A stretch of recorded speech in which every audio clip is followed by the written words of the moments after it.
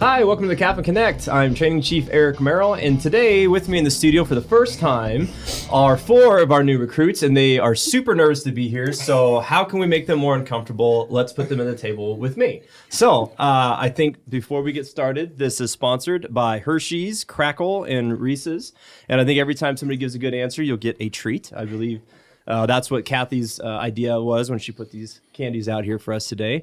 So anyway, let's get into it because I have Engine Company 3. Why didn't we do Engine Company 1 or 2? Because you were the most nervous to do this podcast. So I thought, let's make this as awkward as possible, right? Oh, yeah. So we did this the last academy. We brought in a lot of the recruits and we got to introduce you to the organization, introduce you to, all the stakeholders, our internal, external customers. And it gave us a chance to get to know you and who you are and kind of what brought you to CAFMA, what brought you into the fire service, and then also kind of how the academy's going. So if you feel like you need to throw Captain Smith or any of the RTOs under the bus, by all means, you may get your shot now. So let's go ahead and get started. So Jonathan, which nickname are we going to go with today? Are you going to go with Wide John, Thick John? Oh boy, I haven't heard that one.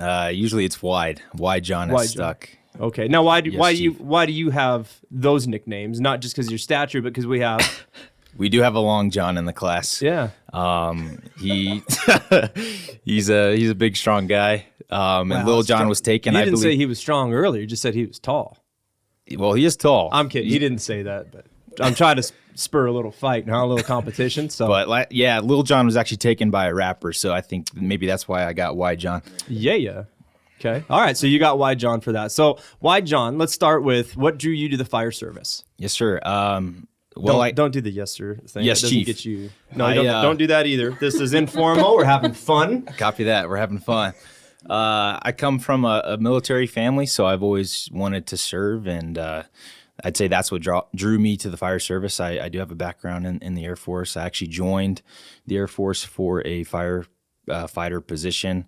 I did not end up getting that position, but when I did leave the service last year, I got out, got my EMT, and I was actually going to take Yavapai College's Fire 1 and 2 Academy, and but I ended up applying here, and luckily I got picked up. So I'm super grateful to be here. Yeah, well, there's no luck about it. You get a Hershey, you get a treat. That was a good answer. Thank you. There's no luck about it. You earned every bit of that, and so did everybody else that is joining you with a red shirt on in this academy, and everybody that's worked here thus far. Everybody earns what you get, and so one of our phrases or mottos that we throw around at the academy is the rent's due every day.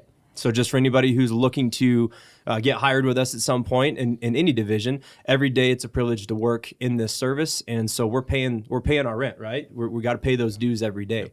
So and I'd like to take this opportunity because it's really neat that you guys are all starting today, and we just honored Chief Abel Sunday morning at his flag lowering ceremony. So here it's kind of really neat to see that we're at kind of the headquarters station, what was essentially when it was Central Yavapai. BC quarters are here, and we're just here Sunday morning to do the flag lowering ceremony and honor Chief Abel on his way out. And we want to thank him for his years of service and what he's provided for the agency, for the community, especially in the wildland arena. He's been the apex of that arena for many years here. So it's neat to now see you guys come in, and as some of our senior guys are on their way out, and we get to bring in you young boys and girls to the fire service. It's really neat to see this constant evolution. So John, thank you for your service. Number one. And number two, give me this back because I want to see you guys rotate. Let's get really weird with it. You guys rotate, and I want to bring Noah. Yeah. I know it seems natural that you would go in. I want this really weird. So Mason, you come in. Let's put Mason in, okay? Just kind of shuffle. However you guys do it, this will be the fun part, okay? Are you going to come out this way? Yeah. No, there you go. There you go. Good job. Do-si-do. Good rotate. Okay, John, you get a Hershey's. I feel like we need some music. Yeah, how about some Little John for Wide John, because that was already taken. So yeah, awesome. All right, so let's get back at it. Mason. Yes, sir. What drew you to the fire service? You can call me whatever. What drew you to the fire service? Why CAFMA? How about more specifically, fire service, but also why CAFMA now? Same for me, kind of similar as John. I came out of the military. Well, same as Wide John, excuse me. Thank you. I did distinct, very wide man. Came out of the military. Don't be weird about it, though, but yeah. In 2020, and just wanted to continue to serve on a lower level, serve a community. So fire service was the way to go for me. I looked into policing for a little bit, and I really enjoy the medical aspect. And then, putting out fires is pretty cool, as we've learned so far. So you must have misspelled your name on the application, and then they pulled you out of the law enforcement file and put you in the fire side. They sent me over Okay. to the side. Yes, sir. Okay. Well, welcome aboard. And then, thank you. And then CAFMA specifically, I originally am from Eastern Washington, spent the last few years, my wife and I living in Southern California. We know we wanted to come over here. My wife is originally from the Valley, so we have been looking to come over here for a while. I've been doing some research on CAFMA for a couple of years. Originally, I wanted to get in with the last class, since not having my 1 and 2 either. I wanted to get in the last class, but didn't work out timing-wise, and then this application opened up, and it was just perfect timing for my family and I. So Good. I love the Yavapai area. We've been coming to visit here for years now. I just love Prescott Valley, Prescott, this whole area. So I figured, what better place to work? Well, and I see that we've already adapted you to the culture because you pronounce it Prescott, not Prescott.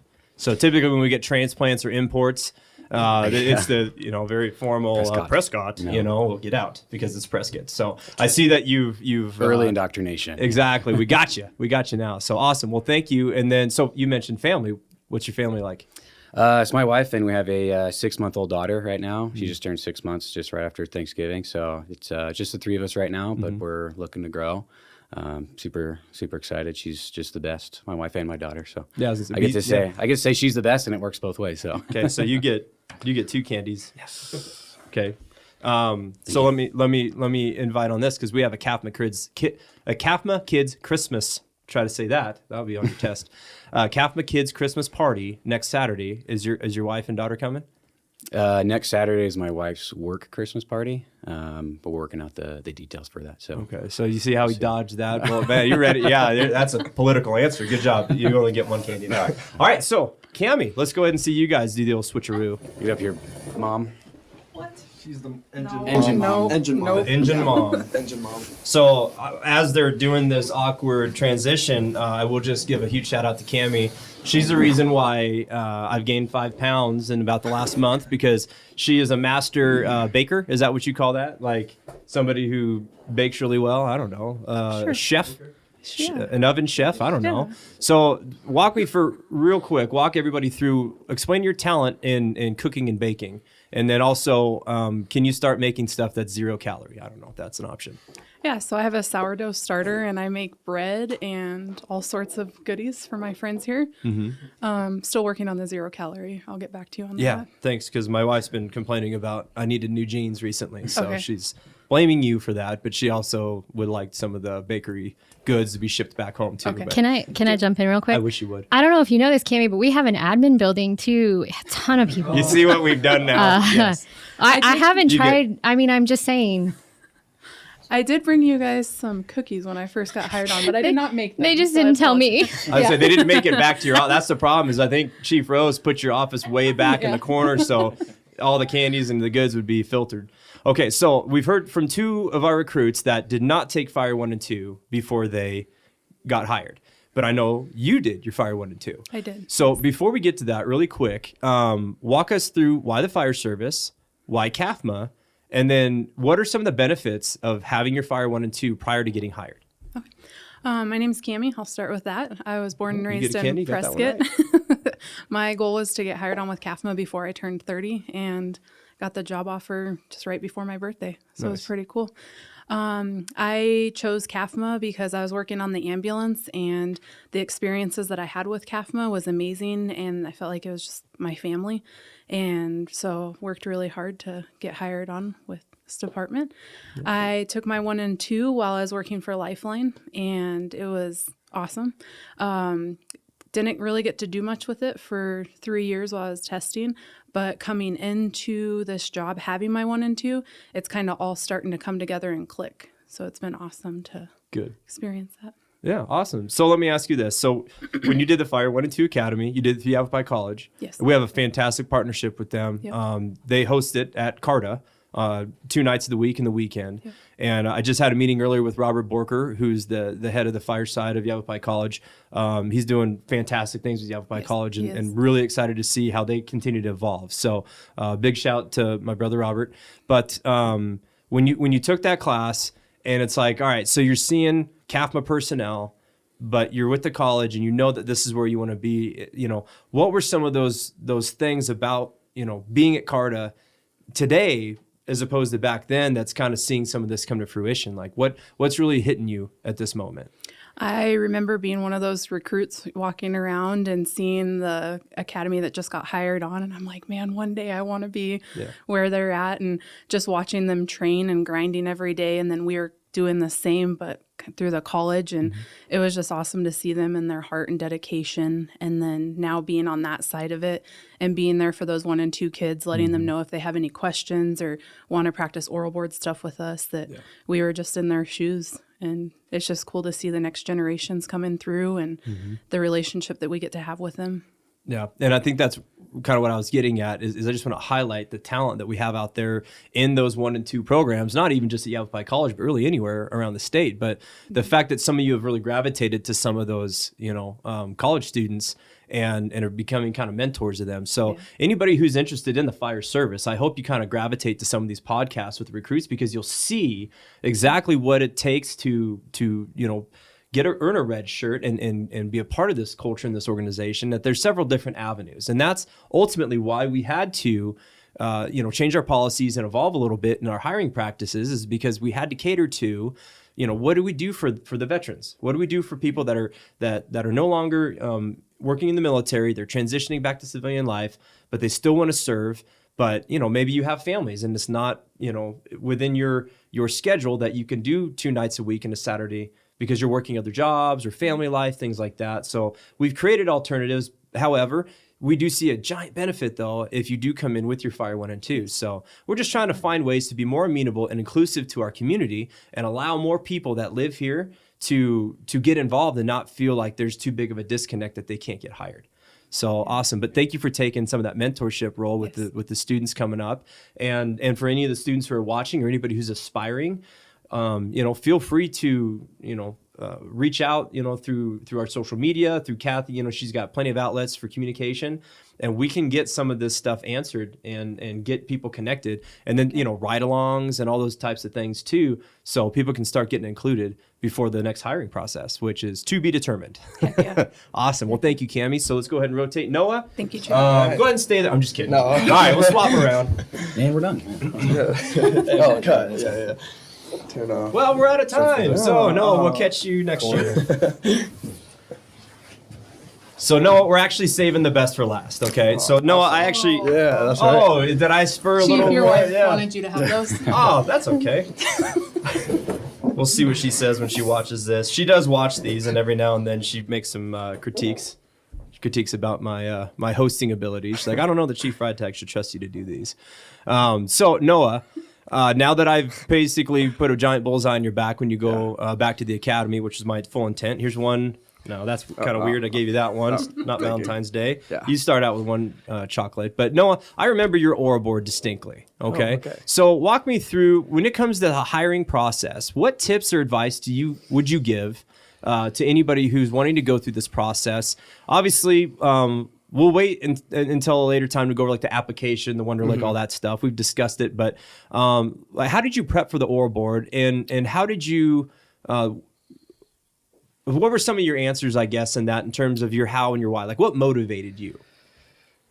Where do you want me to start? Like, just pick anywhere and just start talking.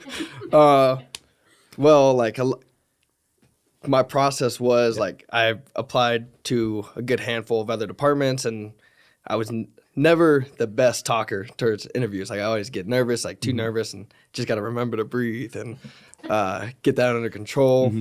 I was a cadet for Buckeye Fire, and so a lot of my mentors for them helped me out. Yeah. And they would just say the same thing: breathe, just breathe. You're getting too nervous, shaking about it. And one thing I realized is through other interviews that I had and saying what I think they want to hear is just be you. Just that's it. Yeah. And that's kind of what I went into the CAFMA interview is. And I was just me, and it worked out. Like, Well, obviously, as we're sitting here, it did work out. It worked out, and I actually got the call inviting me to the Chiefs interview on my birthday. So that was cool. also pretty cool, perfect timing, and cute. Yeah.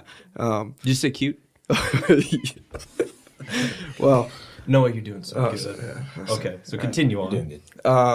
yeah. So that was kind of like my process. Is just, I mean, obviously I wanted to press everyone on the interview board, but not saying what I think they want to hear. So just being myself, and also watching like all the Instagram reels that CAFMA has been pulling out, and I seen just you guys taking videos, and they're like, yeah, just be yourself, just come in calm, cool, collect, and that's just what I try to do, and a lot of different processes and mentors that help me. And actually, like the 2 days before the interview, or like up until the interview, that's what I was just at Buckeye doing rides and interview prep. Hey, can we go over this? Can you ask me these questions? Yeah.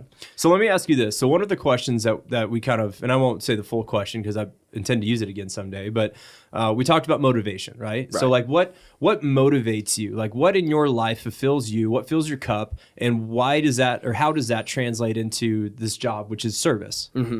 Kind of what just motivates me is my family and friends, and having a good support system. And I feel like a lot of people in my life have sacrificed for me to go this route. So that's just a huge motivator. And just being there to serve, and did a little wildland service, and I just fell in love with it. Yeah. And big motivator for me was family.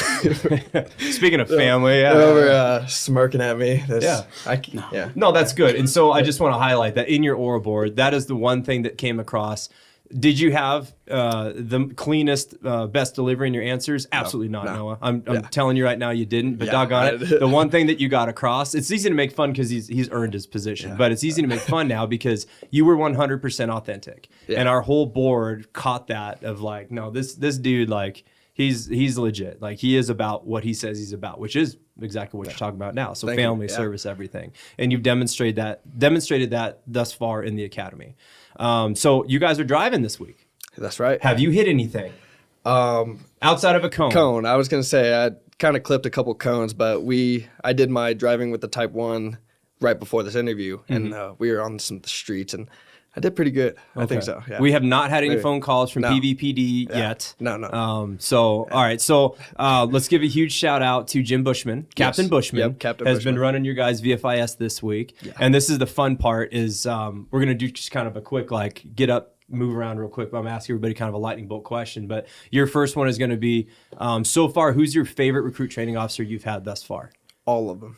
That's no. Oh. If you want a treat, you got to pick one. Who's your favorite recruit training officer? So we have Captain Smith who's running the academy. Right. Okay. Yeah. Can't use him. Okay. He's the one that does your evals. So no kissing up in this. Okay.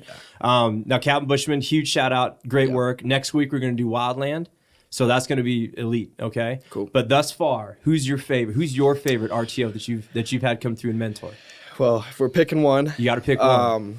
I would say Russ Smith. Very good. You get a candy.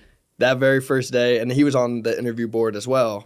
I thought he was super intimidating, and first day we got kind of yelled at, so it stuck. And then after that, like just a great relationship. I think he's an awesome dude. He yelled at you with love though. Like it was definitely in love, and it definitely set us straight for the academy. Yeah. So he's a large human being, but I promise you his heart is the biggest part of his body. That dude is every bit of service and who we should all try to emulate. So I look up to him. That's for dang sure. So awesome. Great answer. Yeah. Rotate. All right. So let's go back. John, your difficult question. I'm just shooting these right off the cuff right now. What has been the most challenging part of the academy for you? I'd say the most challenging thing for me has been just my lack of fire experience. Okay. Being in a class where we have some studs and studettes who have gone through and gotten their fire one. I think that's a word. Yeah, we're good. Lil John is just coined now. Yeah, go for it. So, but yeah, just being in a class with people that have their fire 1 and 2, or even people that have prior fire experience on a department. It was challenging for me I think in the beginning I tended to compare myself to those individuals, and I almost felt inadequate. But instead of looking at it that way, I just had to take it for the challenge that it was, and just use it as motivation to be even better. Yeah.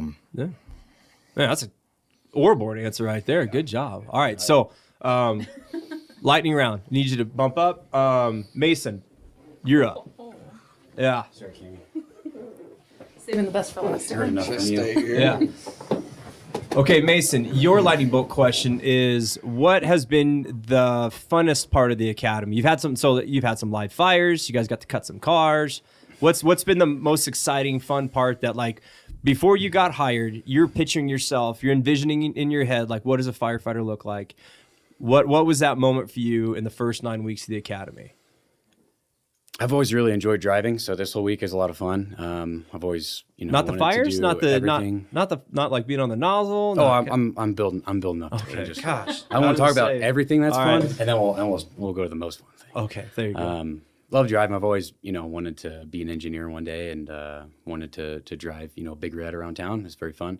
The live fires are a blast. The vertical ventilation prop that we've done is super fun. Getting to, they had the truck company come out and did some truck company stuff with them. Get up in the bucket was tons of fun. The live fire is obviously a blast, but I think just all the search and rescue stuff is probably the most fun. Turn the hoods around, getting blackout, and just trying to make your way through the buildings and feeling for everything and trying to find downed victims and stuff. I think that might top like the live fire. Live fire was tons of fun, but all the search and rescue, I don't know. To me, it's just I love that. It's Good. fun. No, I mean, life safety is the number one incident priority, right? Right. Okay, cool. And then I just want to highlight too, you mentioned Big Red, because here at CAFMA, I think we speak for everybody in the fire service that all fire trucks should be red. Yes, sir. Okay, just so, Absolutely. I mean, hey, it's out there now. Leave it at that. Okay, awesome. Mason, great answer. Rotate. And Cammie, last but not least. You get Mason. That's from your ladies at home. That's from your wife and daughter. Right there. Oh, thanks, Chief. Okay, Cammie, 2 questions. First question is, what advice would you give to anybody who wants to be in the fire service and, like, let's say hypothetically, at some point in the calendar year of 2024, we're going to hire. Okay, I just don't know when. I don't want to start any rumors here on the podcast. So let's say some point next year. What would you tell somebody today, where we don't know when the apps are going to open, but what advice would you give them today to start working in that direction? The advice that I would give is get out there, get those ride-alongs in, go ride with crews that you don't know, have them do oral board prep with you, and just ask, questions and get comfortable being uncomfortable. Ooh, good Yeah. answer. So that was, I think, what I took away from my stuff was getting those rides in every time that I could and just practicing. Okay, good answer. So Cammie's a hustler, so she's very modest as well. But you've worked for the ambulance, like you've been on an ambulance before. You've also worked in the emergency room. Yeah. What other jobs have you had that has been just service oriented? I worked on a ranch growing up, and so I would say serving the people there at the ranch and taking care of their animals. But you had all these connections before you got hired here because of working every day possible on the ambulance or in the hospital. And we've all known you for years, and we're just so pumped that you got hired on. And so I think the last thing that I'll ask is, you had to take a written test last week, right? I sure did. Even though you've already had your state 1 and 2, everybody's got to go through it together, right? So you had to take a written test. Do you remember your answer for the very last question on the written test? I think that's the only reason I passed the test. That you did get 10 extra bonus points for that. Yeah. But so let me just ask you on the podcast in front of everybody, who is the greatest college football team of all time? I'd have to say Nebraska. Nebraska Cornhuskers. All right, you heard it here. So I want to thank Chief Do you have that money Freitag for that you said there? You get the rest of the candies, yeah. My check is in the mail. Ask my wife. Yeah, All right. she'll sign off on that. But I just want to thank Chief Freitag for letting us come in here. What a privilege for me to be a part of this academy, but even just to sit down and get to know you good people further. So many talented people in this academy and in this organization. So we're going to get the rest of the gang in here incrementally. Yes. And I know that Chief Freitag and Chief Naminsky are working hard down the valley right now. And I'm just very grateful that I get to do this while they're down there. But in the meantime, if you liked what you heard, and even if you didn't, please like and subscribe. Yes. And all the other influencer jargon that they throw in at the end of their podcasts. I'm not really good at that. But outside of that, we'll catch y'all next week. Thanks. Thank you. Imagine 3. Woo.